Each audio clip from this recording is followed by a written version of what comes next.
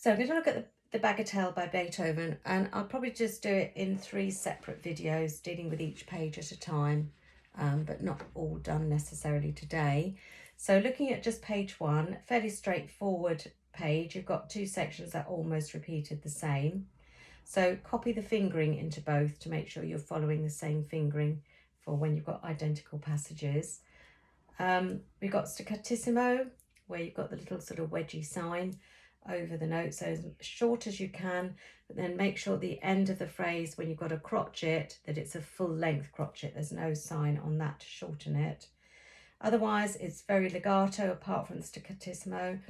And we have got a turn here.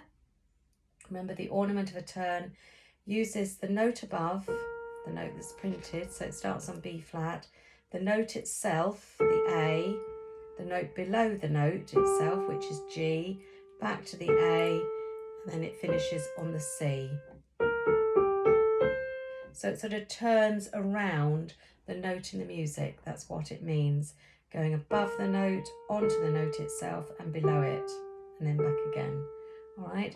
Now all that's got to fit in one beat. So make sure when you play it, you put it exactly on the beat to start, and you finish on exactly the first beat of the next bar.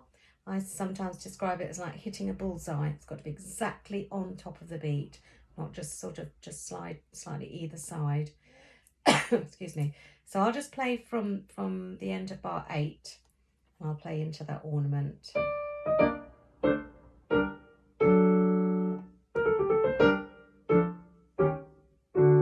Okay, so it's quite quick, using a 3rd and 2nd fingers. But if I count the whole bar from the beginning, and I'm going to count the beat, 1, 2, 3, 1.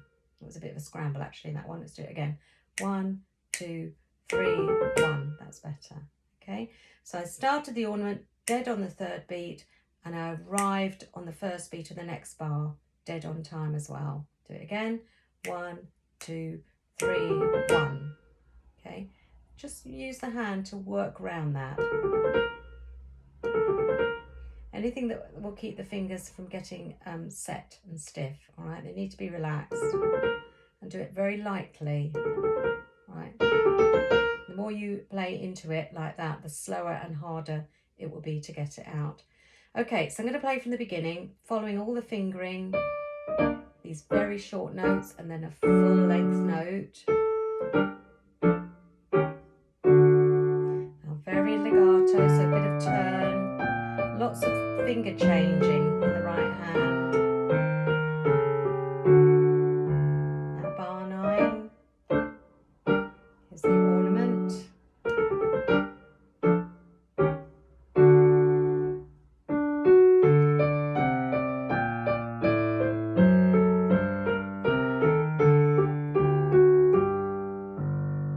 Okay, so yes, I'm just mentioning as I'm going along there, we've got quite a few changing fingers.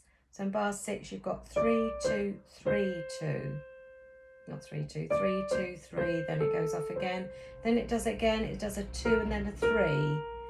And then on the bottom line, in bar 15, you've got quite a few changes. 3, 2, 3, 2, 3, 2.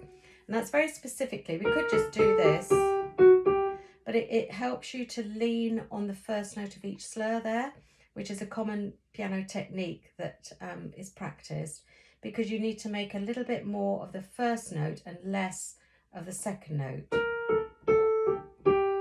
Like that. I sometimes call it a down up, because it is a bit like a down up action. Down, up, down, up, down, up. Okay, so incorporate that. They haven't put slurs there so much, but it's the same idea. So use that in your playing as well. And yes, follow all the fingering very carefully, and just work your way round, winding round the notes there.